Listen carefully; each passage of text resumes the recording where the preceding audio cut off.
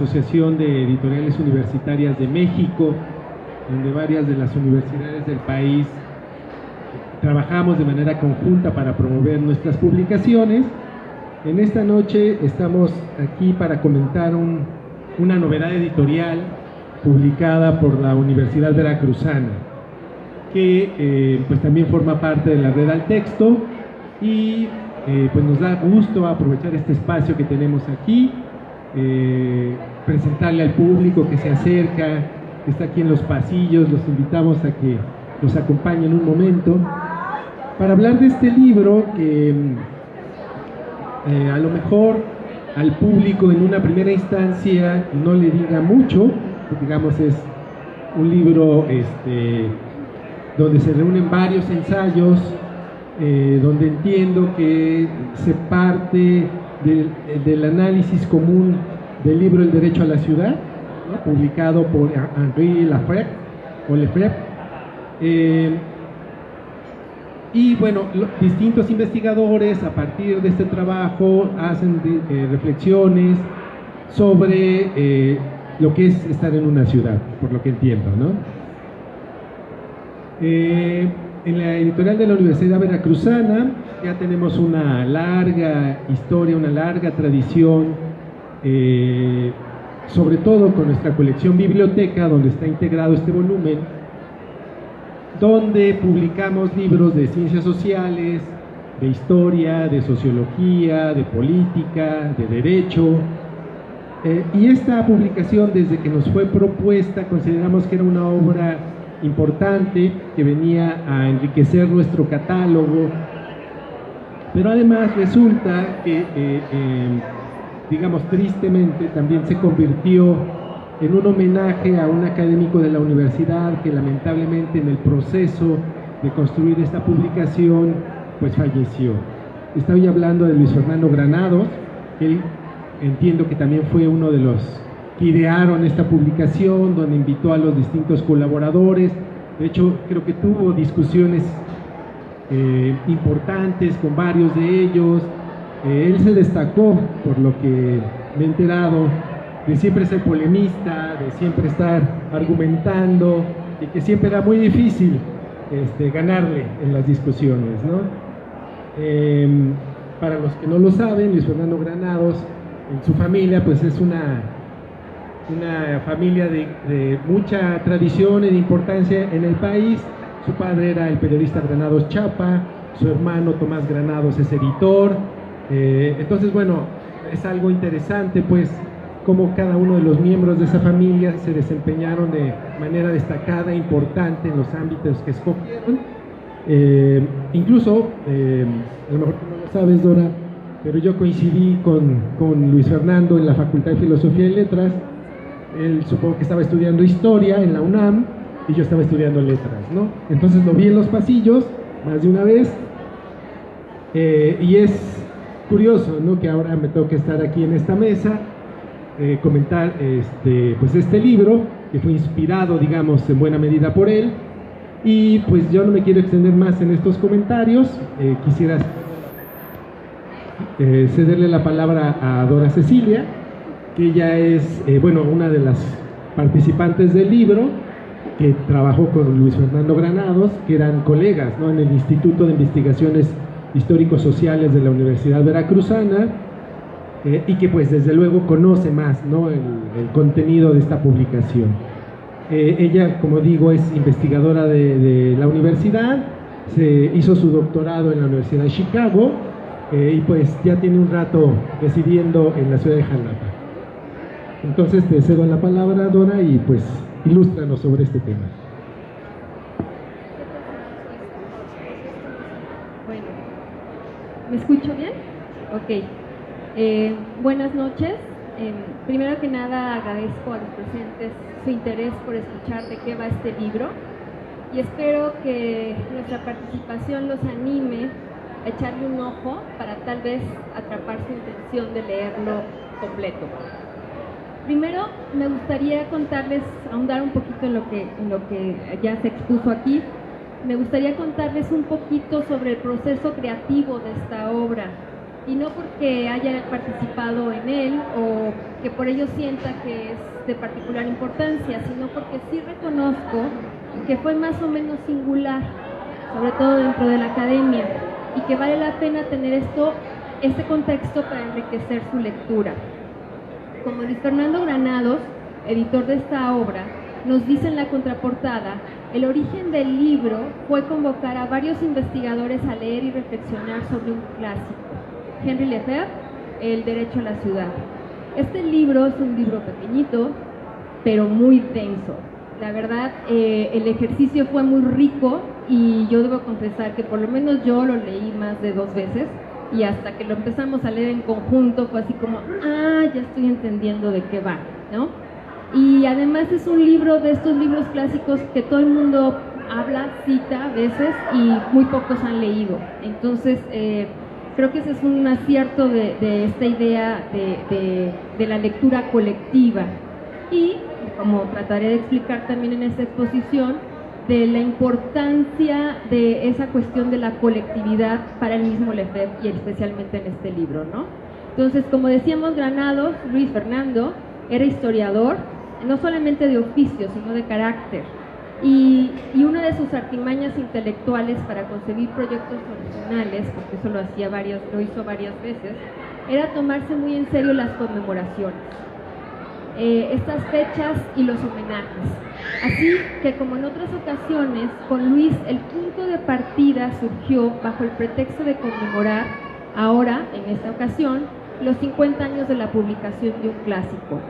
Entonces convocó un coloquio para repensar esta obra de Lefebvre desde la actualidad del momento.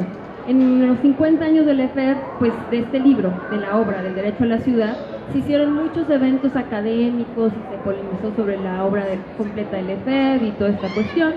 Y nosotros pues fuimos uno más, y fuimos uno que se tardó un poquito porque, digamos, de la publicación, o sea, ustedes ven el libro se acaba de publicar, ¿no? Y pues de los 50 años ya había pasado un tiempo.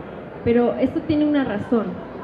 Entonces el origen fue una invitación que se lanzó desde Jalapa y fue pensado para invitar a gente netamente interesada, preocupadas y ocupadas en el fenómeno urbano, en la locura de las ciudades modernas con sus contrastes, desigualdades tan chocantes como en cualquier ciudad lo podemos ver en las megalópolis, y también en la fascinación por esas cosas que ofrecen y prohíben las ciudades.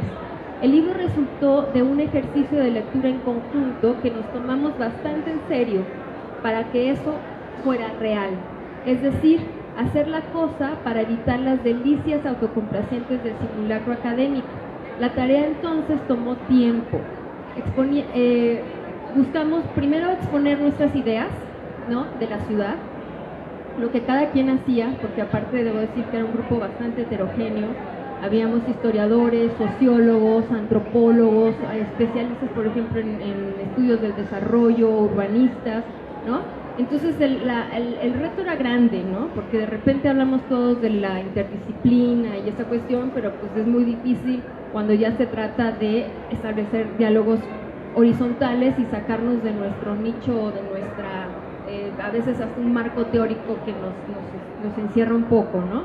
Entonces, primero se hizo un coloquio y en ese coloquio cada quien presentó un trabajo de un tema que venía haciendo, desarrollando una investigación, y algunas, digamos, líneas donde veíamos cada uno que tal vez podíamos dialogar sobre nuestra investigación a través de la lectura del efecto, ¿sí?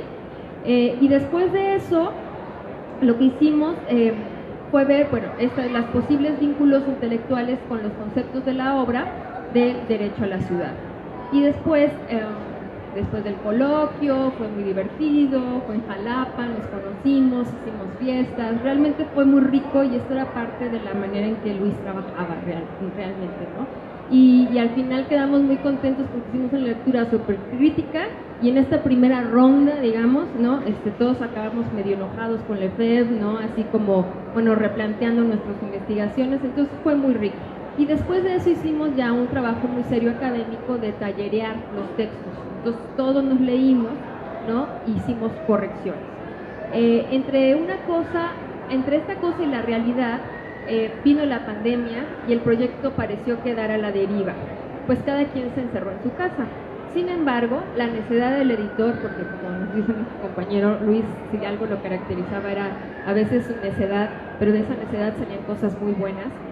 De esa necedad el editor, quien mantuvo un diálogo entre los textos, hasta que en un detallado trabajo con cada autor se limaron los resquicios hasta decidir la orden de aparición de los capítulos para darle forma a la compilación, que no es un agregado como muchas compilaciones de libros, sino es un libro en sí. En este sentido, debo decir que es la primera vez que lo leo completo, ¿no? Y de corrido. Entonces, fue muy interesante ver la manera en que la lectura del Lefebvre articuló las investigaciones en colectivo. Pude encontrar diferentes puntos de encuentro, diferentes formas de leer los conceptos, dependiendo de la disciplina de cada uno de los autores, ¿no? Y hasta las posturas que cada autor, que no necesariamente estuvimos de acuerdo ante las posturas del Lefebvre.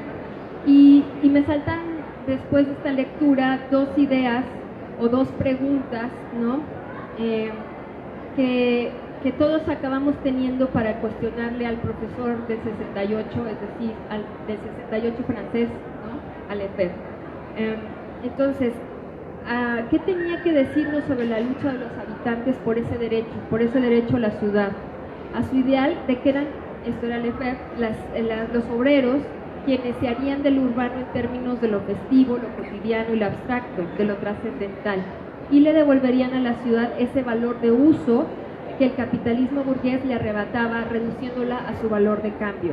Las dos cuestiones que ahora puedo ver que están en la preocupación de varios, bueno, de todos, de alguna manera, son dos preguntas que parecieran muy simples, ¿no? Primero, ¿puede haber derechos sin justicia? No, esa es como una de las preguntas. Y la otra es, ¿en qué momento, si es posible que las ideas radicales que surgen de las crisis urbanas pueden escapar de este devenir en las ideologías ante el sometimiento de la crudeza del capitalismo? ¿No? Yo veo como que estas dos preguntas son también un eje a lo largo de este libro.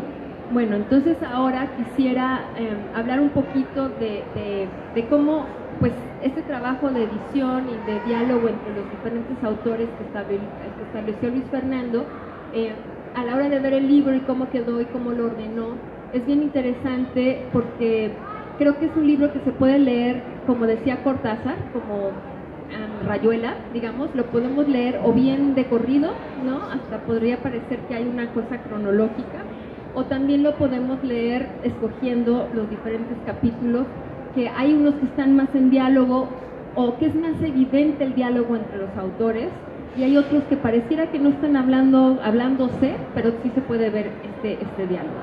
Entonces, los primeros capítulos, digamos que los podemos pensar, bueno, no los podemos pensar, son como capítulos más teóricos, ¿no? Hay una historia intelectual ahí, pero al mismo tiempo establecen, o sea, nos dejan ver como las herramientas teóricas de análisis para estudiar procesos sociopolíticos de la urbanización en lugares concretos, ¿no? En el tiempo y en el espacio, que hablan de las ciudades capitalistas en la globalización del siglo XX y el XXI, porque tenemos un artículo que llega hasta ayer, ¿no? Entonces, en los primeros artículos se habla, digamos, de este análisis teórico, intelectual, y se cuestionan ideas centrales del Lefebvre de una manera muy crítica, ¿no? Y en los siguientes 3 capítulos hablamos los historiadores, bueno, hay 2 historiadores y una antropóloga, y podrían verse un poco como estudios de caso, ¿no? Y hablamos desde 3 ciudades, desde Jalapa, desde la Ciudad de México y desde Tijuana, pero son 3 diálogos con Lefebvre desde estos diferentes sitios, ¿no? Pero que utilizamos al mismo tiempo que criticamos ciertos conceptos, ¿no? Para ver nuestra propia investigación y estas ciudades de una manera muy distinta. Entonces eso es como algo que quiero resaltar y que pensemos, digamos, la riqueza que puede tener precisamente este orden en el libro, ¿no? Este orden en principio lineal, ¿no? Entonces, para que más o menos esta abstracción que estoy diciendo tenga un poquito más de sentido, En esta primera parte teórico de historia intelectual, para mí también fue muy divertido ya leerlos, porque yo soy historiadora, como digo, y fue muy interesante ver cómo los dos sociólogos que participaron en el libro y una colega que estudió estudios del desarrollo, acabaron haciendo artículos, diré capítulos muy históricos, ¿no?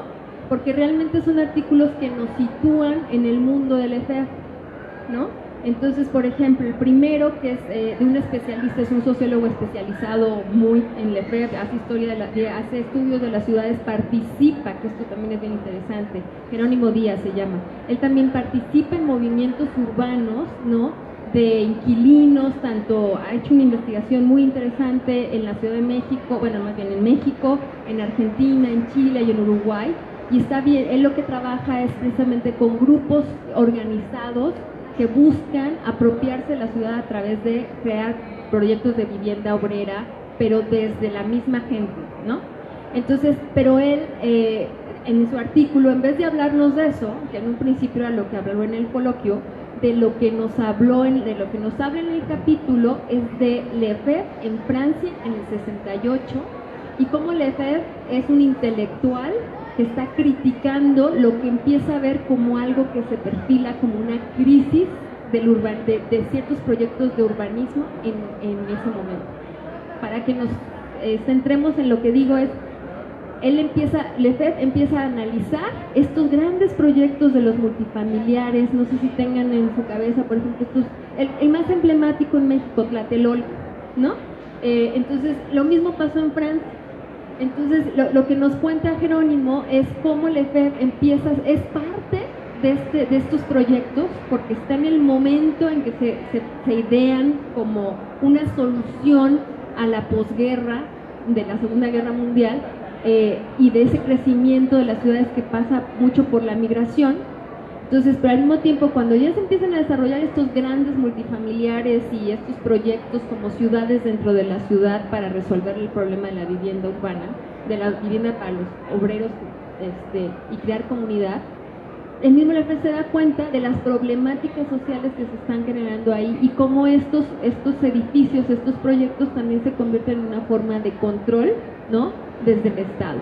Entonces, Jerónimo lo que hace es analizar esa historia de Lefebvre que sí pasó, que fue su vida, ¿no?, como intelectual, académico y participante del 68, que se hizo muy crítico sobre esos proyectos, y al mismo tiempo nos cuenta esa historia del 68 francés. Y analiza cómo este ideal de Lefebvre, de que, bueno, era en la fiesta donde realmente los obreros iban a poder romper estas como especie de jaulas que se hicieron los multifamiliares, donde ordenaban todo y hacen como una vida muy artificial, ¿no? Lo que plantea Jerónimo es que precisamente esa idea del obrero, de la gente que vive y que hace la ciudad en la vida cotidiana, es lo único que puede romper estos lugares tan artificiales, ¿no? Entonces, también ve la vida de cómo los intelectuales y los académicos y la gente que está estudiando las ciudades en esa época también corre el riesgo de convertirse como en parte de ese Estado, ¿no?, para legitimar ciertos proyectos. Entonces él lo señala como un aprendizaje que podemos tener de lo que pasó en Francia, ¿no?, para los movimientos de los inquilinos y de los obreros actualmente en las ciudades que luchan por ese derecho a la ciudad, ¿sí? Entonces, bueno, voy bien, ¿verdad? Entonces, en estos primeros capítulos que son más teóricos, está que nos ubica con Lefebvre en París del 68, y luego viene otro capítulo de Malik, es francés también él, y siempre se me complica su apellido. Eso no quede grabado porque es mi amigo. Entonces, él hace realmente un análisis del 68 de las teorías que están en discusión entre el marxismo, la teoría crítica y las utopías de las experimentales, ¿no? y al mismo tiempo que va tejiendo las discusiones entre, por ejemplo, Marcuse y la teoría crítica, entre los situacionistas que eran contemporáneos de Lefebvre, por eso digo que son muy históricos, porque realmente nos ubican en el momento en que Lefebvre estaba escribiendo, con quién estaba discutiendo y cómo estaban viendo las soluciones a ese mundo que ellos ya veían como que la entrada a la crisis de las ciudades, ¿no? Y aquí Malik lo que enfatiza mucho es la desilusión, por ejemplo, desde la teoría crítica, pero que aún con esta discusión que estableció Lefebvre con ellos, desde el marxismo, Lefebvre sigue teniendo como esa utopía de que las cosas se pueden cambiar desde la ciudad, al momento de apropiarse del espacio en la cotidianidad, y con eso ahorita voy a explicar cuál era como la preocupación de esa, cuál era esa crisis de la que estoy hablando, ¿no? Y el otro capítulo que también es teórico, es de Ana Fontecilla, que es quien les digo que es una académica que se especializó en estudios del desarrollo. Es muy interesante su visión, porque hace y lo dice desde el principio, ella su intención es polemizar, ¿no? Es realmente decir, bueno, vamos a criticar a Lefebvre. Y una cosa que ella retoma es precisamente cuestionar a Lefebvre y decir, a ver, ¿por qué dices que son los obreros y las clases populares los que van a tomar la ciudad cuando está haciéndolo desde una perspectiva, desde una visión muy burguesa? O sea, es una crítica Lefebvre está criticando a la burguesía, dice que son los obreros, pero al mismo tiempo también dice que tiene una visión muy burguesa de la ciudad, de la ciudad moderna, ¿no? ¿Por qué? Porque quiere recuperar lo que él llama la ciudad y la obra como la ciudad antes del capitalismo, y la romantiza. Entonces Fontecilla lo que hace es decir, bueno, ¿por qué cae en este juego Lefebvre? Y lo que dice es que a final de cuentas el marxismo, y aquí es donde está como su argumento como muy polémico, el marxismo y el liberalismo tienen un punto en que convergen y que Lefebvre no logra romper, aunque es marxista, y es esta visión del hombre ilustrado europeo, culto, ¿no? que a final de cuentas en los valores de la ilustración, aunque el marxismo quiera recuperar, digamos, la libertad la libertad, y el liberalismo quiera centrarlo en la ciudadanía, no logra romper y tener esa crítica. Y Fontecilla se pregunta al final, yo quisiera saber si Lefebvre, por ejemplo, aguantaría la apropiación del espacio urbano del reggaetón y de las cosas que a lo mejor le sacarían ronchas, porque precisamente, ¿no? Entonces, realmente, ¿de qué obreros se está hablando? Entonces, es un capítulo sumamente, además, divertido, muy bien escrito, y que hace todo un análisis teórico muy complejo, porque es como desde la teoría decolonial y de los feminismos, es como cuestionar al hombre blanco, no intelectual, que Lefebvre no se escapa de ello. Entonces es muy crítico y muy interesante en ese sentido, ¿no?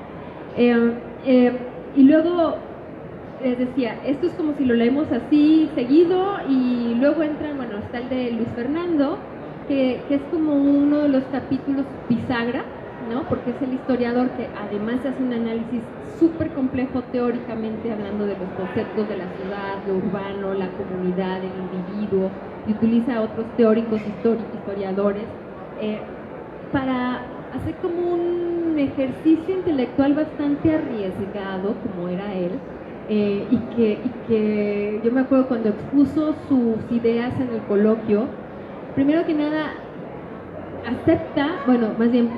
la lectura del derecho a la ciudad, que más o menos la cuestión es que Lefebvre va haciendo un libro que en primera instancia parecería muy histórico, ¿no? Porque empieza como con el desarrollo capitalista de las ciudades, ¿no? De cómo es toda esa evolución, ¿no? De la historia de la ciudad feudal, y cómo empieza el problema del cambio del uso, del valor de uso de la ciudad al valor de cambio, es decir, la mercantilización del espacio urbano, ¿no?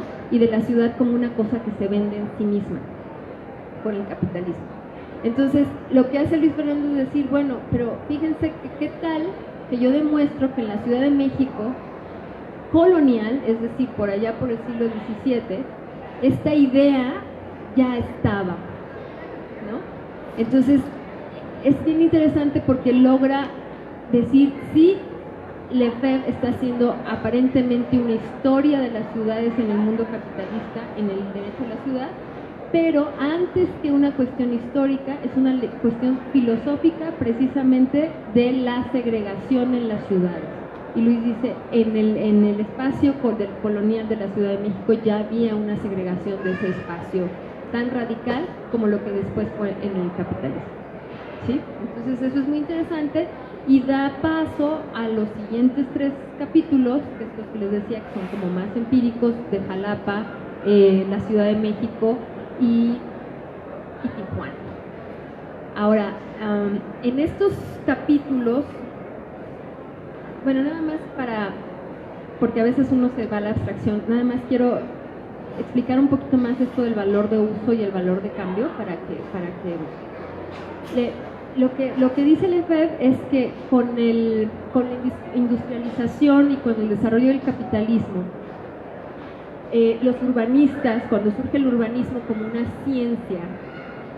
una ciencia que se ve a sí misma como la herramienta que puede ordenar y cambiar la ciudad y hacer de la ciudad, digamos, un espacio funcional, ¿no?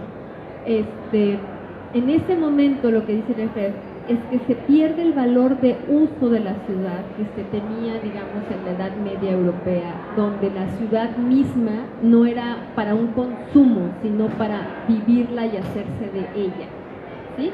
Y con este cambio del capitalismo, la ciudad se convierte en una especie de organismo, ¿no? Donde lo que se consume, lo que se mercantiliza es la idea de lo urbano. Lo que se compra es la tierra, lo que vale es la ciudad misma. Entonces, por eso estos planes urbanistas, de los urbanistas de planificación, de construcción, de la expansión, es como un cuento de acabar, porque lo que importa es que la ciudad crezca, porque el capital financiero y el capital de las inmobiliarias es lo que se produce y lo que se autoconsume, ¿sí?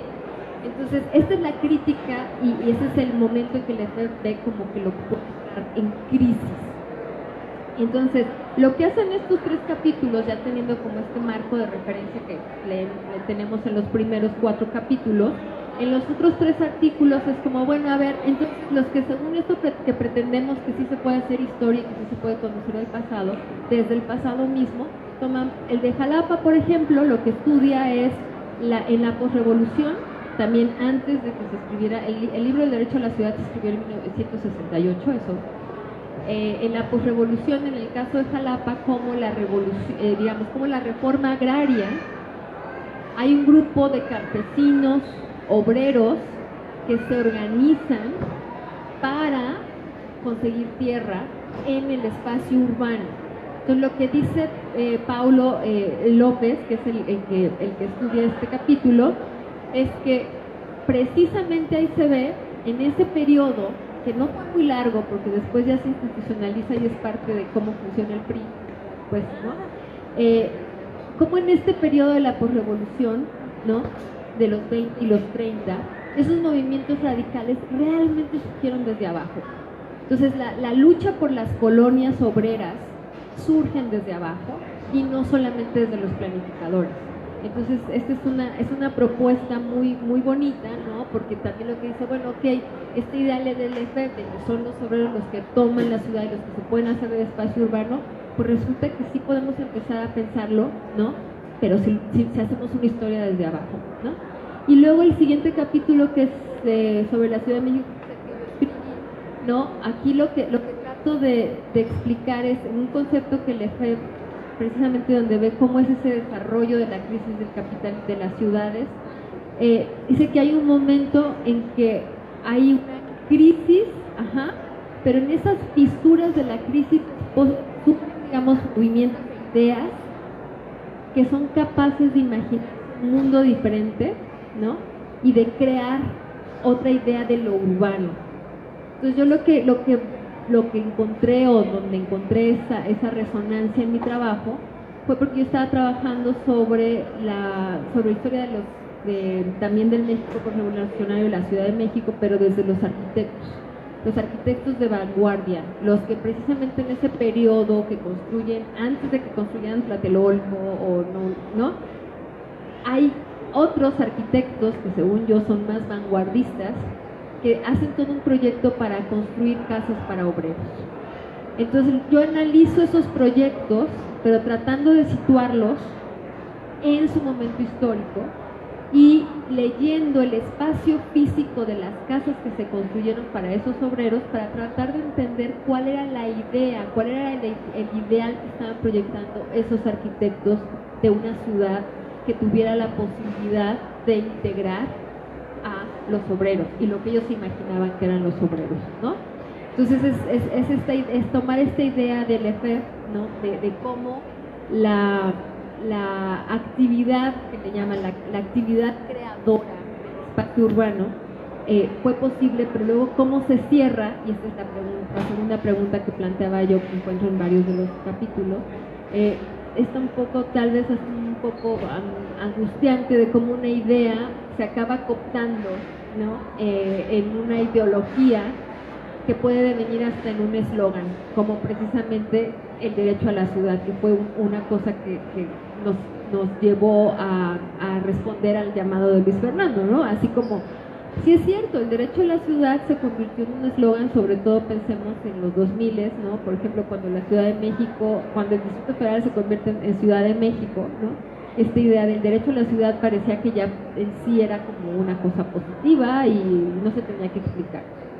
Y el otro capítulo que lo escribe Rihan Ye, la verdad, para mí, yo creo que este capítulo de Rihan y el de Luis Fernando son los más complejos.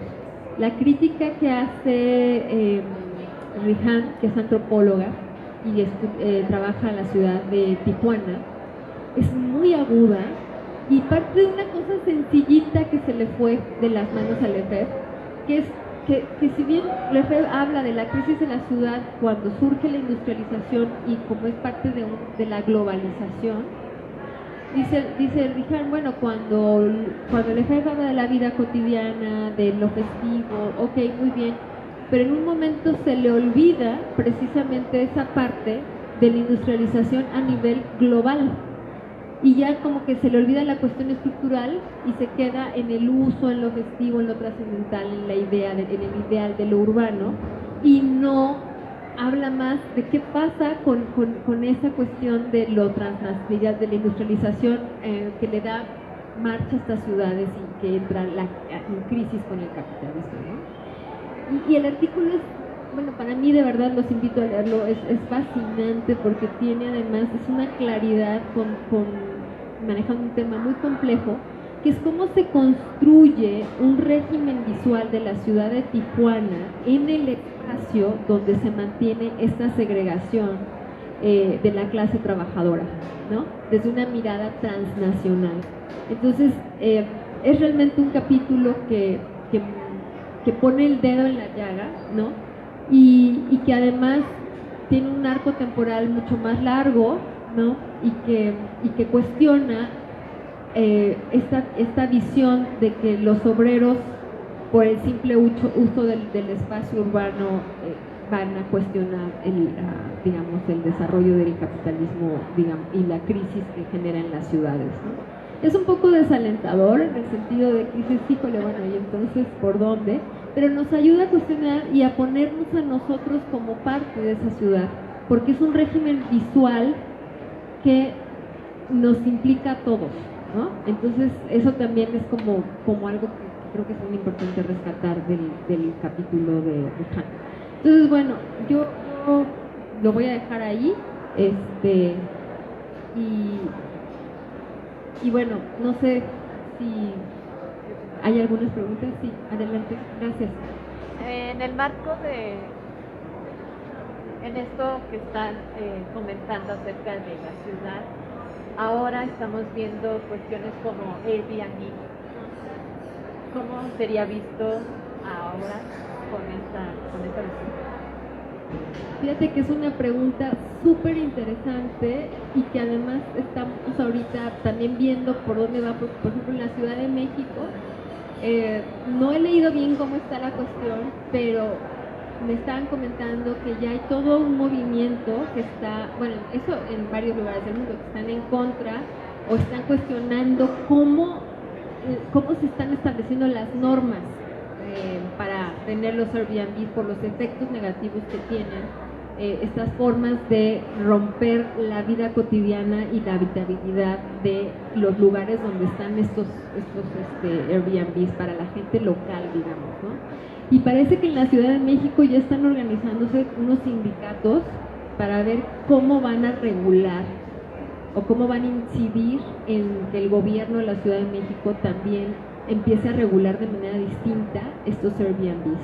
Entonces yo creo que dentro de esta idea del EFEB, precisamente los Airbnb son parte de la segregación, pero a nivel transnacional, porque al final de cuentas son espacios que encarecen la vivienda en los lugares, digamos, históricos, o en los lugares donde en todo caso estaría la obra, la belleza de la ciudad, y se convierten en espacios que los quieren ocupar, o sea, los turistas, quieren ver el lugar donde llegan como un espectáculo, que es parte de la crisis de la mercantilización de la ciudad, ¿no? Del valor de cambio de la ciudad. No se vive la ciudad porque no se habita, no se entiende, no hay un sentido de colectividad en esos espacios, y más bien se vacían, y el que está ahí de tránsito, que es el que renta, ¿no?, lo que quiere es consumir ese espacio, aunque no lo habite. Entonces eso vacía de sentido de lo urbano en esos espacios, ¿no? Entonces yo creo que es una muy buena pregunta, y te digo, en diferentes lugares se están organizando, o estos movimientos que mencionaba que estudia Jerónimo. Hay redes de vecinos que se están organizando en diferentes ciudades, porque pues efectivamente no es un capital que destruye la vida urbana de los barrios, ¿no? Especialmente. Entonces sí, eso podría decir ahora. ¿Okay? Pues no sé si alguien más quisiera, aprovechando que tenemos a Dora Cecilia aquí, y que ha hecho una excelente exposición de lo que contiene nuestro libro. Si alguien más quisiera hacer un comentario, una pregunta, una acotación. ¿No? Pues nada más me gustaría agregar, Dora Cecilia, bueno, primero felicitaciones, porque creo que has descrito muy bien todo el sentido del libro. Por un lado, toda la idea de homenajear este clásico, ¿no?, que aborda el tema de la ciudad, a lo mejor a partir de las teorías marxistas, pero que en realidad fue mucho más allá, que fue el origen de una crítica acerca de cómo organizar y vivir en las ciudades. Claro, como bien lo dijiste, a partir de Francia, ¿no?, de toda una concepción crítica acerca de lo que era la ciudad a finales de los años 60, pero que se convirtió en una pauta para realizar distintos estudios desde la sociología, desde el urbanismo, ya más recientemente, ¿no?, desde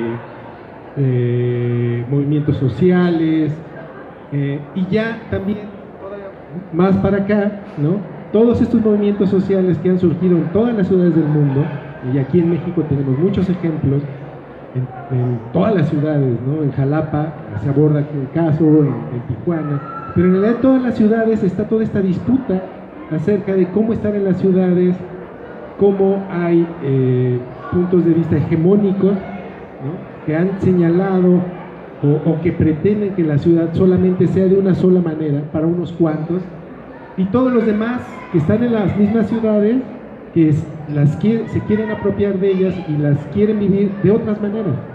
Entonces estas disputas que Lefebvre, por lo que entiendo, lo vio como ya un planteamiento muy concreto en Francia. Hemos visto toda una evolución en todos estos años, en todas estas décadas, que han venido a replantearnos justamente qué es estar en nuestras ciudades, ¿no? Entonces, qué bueno que se pudo organizar ese coloquio, qué bueno que pudimos tener esta publicación, qué bueno que ustedes lo trabajaron, ¿no? Porque no solo como puede ocurrir en encuentros académicos, pues se queda nada más como en la exposición de los participantes, y cuando se hacen las compilaciones de esos trabajos, pues no se ha hecho un contraste, un intercambio de opiniones, una visión más crítica que a lo mejor surge en el momento del encuentro académico, pero que después ya no se recupera para las publicaciones. Y por lo que entiendo, ustedes lo trabajaron, se criticaron, opinaron. Bueno, ya conociendo la trayectoria de Luis Fernando, que guió estas discusiones, pues creo que finalmente generó un trabajo todavía más rico, más interesante, y que pues está muy cerca ahora sí que de todos nosotros, porque finalmente todos somos habitantes de ciudades, ¿no? No importa dónde estemos, nosotros que venimos de Jalapa, pero que estamos aquí en otra ciudad, en Guadalajara, y aquí hay gente de muchas otras ciudades, no solo de México, sino de todo el mundo. Entonces, pues muchas gracias, le agradecemos al público que nos acompañó, y pues esta es una más de las publicaciones de la Universidad de Veracruz. Muchas gracias.